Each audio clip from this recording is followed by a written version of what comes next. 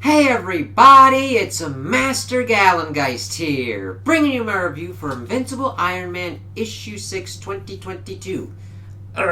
That's actually a really kind of cool cover, and I love how it does the kind of style of kind of the times with the kind of little spot at the top and how it just looks really freaking good.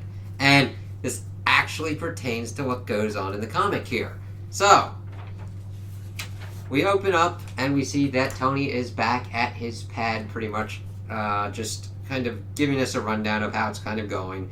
How he divested himself of his tech company, he used his money to get black market weapons, he's been crashing in the old cab stand, and he's got a bloodthirsty capitalist superhuman making sentinels with his technology and slapping his name on it. And he's like, even though this isn't challenging enough, I've become a writer. And that means a thought might flutter through my mind in the dead of night, and that I might want to capture it before it's gone forever. And he tends to remember stories not by which year they happened, but by what armor he's wearing. And yeah, you can really see it. It's kind of cool. And he's pretty much says that like this one's during the Silver Centurion phase, and he's like, yes, there were tactical aerodynamic reasons for the shoulder pads. Plus, they were a staple of the fashion of the day. And that's just a really kind of cool shot of him dealing with the West Coast Avengers. And you're like, what the hell's going on here? Well, he starts explaining that it's a sparring match between him and kind of explaining Wonder Man and that he was a pain in the ass to fight against and with. Hawkeye having trick arrows, and that when you fight him, you don't want to fight him with the bow. It's like, yeah, Clint's good. And that Mockingbird and Tiger were always a formidable 1-2 punch, as Tiger is pretty much clawing at his eyes. He's like, Jesus, watch it! And then he, of course, says uncle, and we see that it was pretty much a demonstration of like a mind control device by this general dude. And they're like asking, what was happening? And Tiger's like, we were kicking your ass, weren't we? And he's like, no. Besides, that's classified, right, General Dinger? He's like, mind control, it's the future, and your government needs your help. He was happy to demonstrate it by turning your team against you momentarily. We've got some wayward technology that maybe only you can help recover. I'll tell it to your boss when he arrives. And of course, this is at the time when Iron Man and Tony Stark were perceived to be different kind of personas, that Iron Man was his bodyguard. He actually talks about that, like, he thought it was great, that it was necessary to separate it, made his life easier and complicated. He'd have to fly off the base only to return an hour later as himself. He's saying, if I'm being honest with you, there have been times in my life when I wasn't sure if being myself meant I was Iron Man or Tony Stark. And then he like starts talking with the general. He's like, I'm not here to make weapons. He's like, that's a damn shame. I know about your hippie turn, Stark. You can stow that gum bumping. It's like, Jesus. But yeah, that's about the timeline. And what he's asking for is like defensive. We have a piece of technology in the wind. And you're the kind of man who can relate to seeing your technology in the hands of enemies. And helpful on Project Deadbolt. And we see Magneto's helmet. It's like, ooh, okay, mind control, the helmet. And evidently Tony was helpful in the Magneto protocols. And he kind of talks about, like, earlier adventures being classified, that he'd consult to deal with extinction-level events and threats that represented technological leaps beyond our current capabilities. He's always been an idea guy, as we see Magneto pretty much tearing apart a unit. And talking about like nullifying advantages, the U.S. military sits up and takes notice. Countermeasures against Magneto are already being installed in our most sensitive locations and placed into Air Force One. And of course, mind control is their biggest kind of concern at the moment. He's like, yeah, I pretty much came up with countermeasures because he's a dude in a metal suit. He needs something to counteract that. And he's asking if, like, this Magneto helmet's the real deal, but it's a duplicate. Since it blocks telepathic signals, they want to try and miniaturize it. And he's talking about pretty much doing a chip that you place under your, implant under your scalp. And then Tony's like, okay, where's the problem here? And the only prototypes were nearly stolen yesterday by someone with a genuine issue security clearance and credentials from your company. A spy with a real social security number, backstory, and even witnesses. As far as we know, she didn't exist until 10 weeks ago. And they're like, what? He's, okay, I'll have to look into that. And of course, the general's like, that's got to be like a telepath. He knew Tony's father back in the day. He needs him and the Armored Avenger to get the secret technology to Nick Fury, getting out of an old ass school cell phone. Let's see here. And then he's like talking about he's in a place where like the Department of Defense overlaps with his company. He's flying, and we see that his armor's like pretty much there with him, so he can get at it at any point. And of course, this is before he like really gets it into like the kind of forms where he can just like get it at a moment's notice. And of course, he's like, okay, but the mole embedded themselves into Stark Enterprises and used us as a skeleton key. The general didn't suspect him or the company, but he did because of industrial espionage. He'd never seen the woman before, realized I wouldn't have known her if I met her. The cover was Hazel Kendall, a true self-made woman who had impeccable references and a stack of personal recommendations. Part of him wanted to reach out to Xavier or maybe Beast, but he promised Stinger he'd meet with Colonel Fury, and then he pretty much flies off in his Silver Centurion with this case.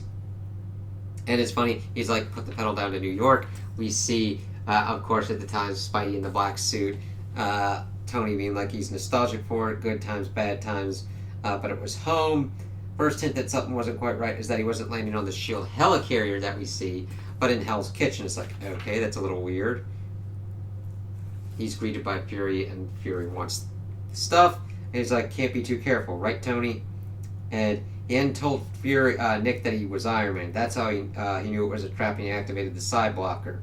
And agreed, that's why I installed one of the devices on the flight from the West Coast, as he pretty much starts gearing up, and we see that it's Emma Frost. And it's kind of cool to kind of see that kind of link up to what we've seen with Tony's kind of relationship with Emma Frost. So, yeah, it's a little bit complicated. And she's like, regrets dragging him into it because the general became suspicious, and he trusts you, and I underestimated you. Well, White Queen, or should I call you Hazel, I'm surprised you're not scared of doing hard time. Nobody knows I'm Iron Man, and that tells me you've been snooping around in my head for a while. And I just gotta hand it to them.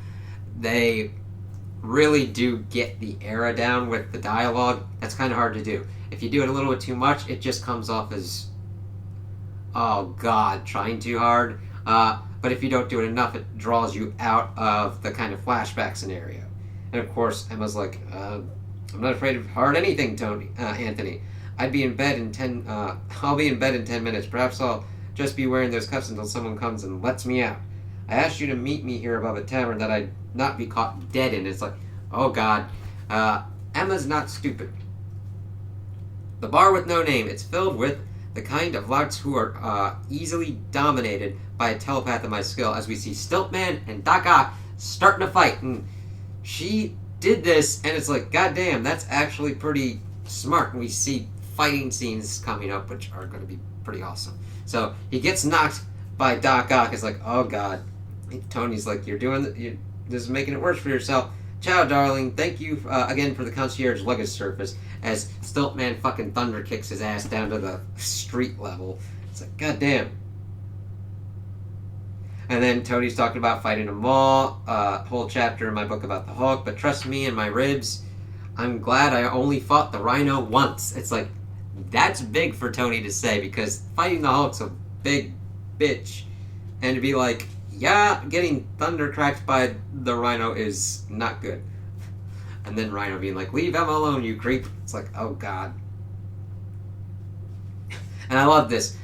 Tony's like, you only have to run into the Rhino once to rethink your low opinion of Spider-Man. It's like, yeah, because he's got to deal with that shit. So then he pretty much tries to, like, take him on, saying that if one of these guys gets hurt, it's on Frost, as he pretty much threw a frickin' manhole cover at Rhino and busted his horn off.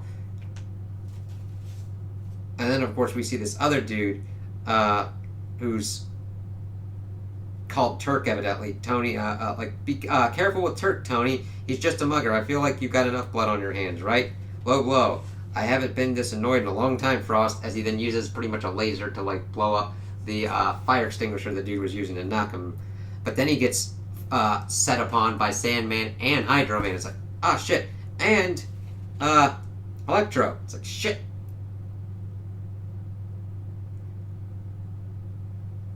And it's funny. Tony's like, part of Alcoholics Anonymous is not diagnosing someone else's disease. That said, I wish I'd met Spider-Man's fan club at a meeting. I leapt out of bed to make sure I jotted down every detail about getting beaten up by a kid's rogues gallery. But that's not really what happened, right? Someone smarter than them commandeered them and formed quick-drying concrete around me. It would have finished the previous generation armor. It's like, that's pretty big. Like, Tony's making these kind of observations and actually being like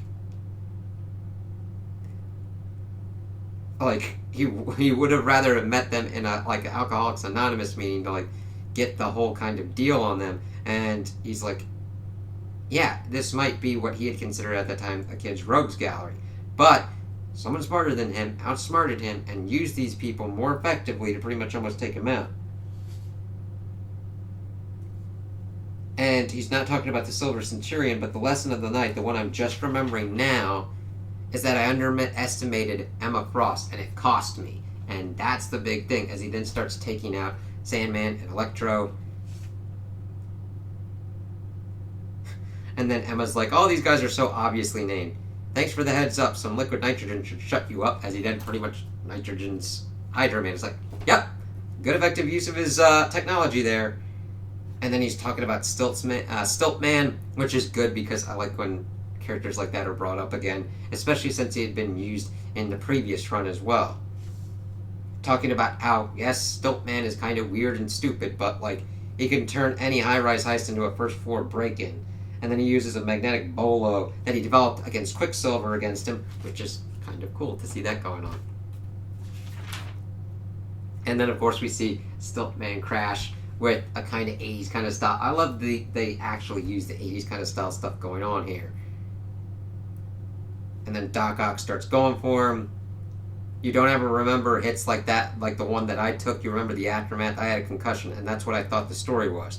The truth was something different. With the side blocker disabled, I was easy pickings. Be a darling and do me one teensy little favor. Forget Hazel Kendall and Emma Frost to see me. It could have been any of the criminals in New York who took this case. And it's like, okay, damn. So Emma pretty much mind wiped him on that kind of stuff. And Tony in the present is like, damn, this is going to be a good book. And he's talking about the concussion covered for the whammy she put on me. Emma Frost was Hazel Kendall. The words are flowing, and I feel like I could write for hours more. But Frost was the past. I have more pressing concerns now that Fei Long and Orcus have control of my technology, as we see someone coming in. It's like, all right, let's see who this is. And he's like, any problems, War Machine? Nope, I dipped into your cache of, like, black market shit, and I got what you wanted. And Rhodey's like, last chance to change your mind, because after today, there'll be no turning back. You'll be a wanted criminal if this goes wrong. It's like, yep. And he's like, I'll be a criminal even if today goes right, but there's no choice. I'll be damned if I let those Sentinels come online. Stark Unlimited must die. As he's pretty much holding one of the weapons that Rhodey got. He's like, damn. So, we see that Tony has been knocked down, and we'll have to see how he does this in issue 7 and what kind of armor he will kind of make to deal with this. And that's important. He's like, alright, this dude outsmarted me. I didn't see him coming.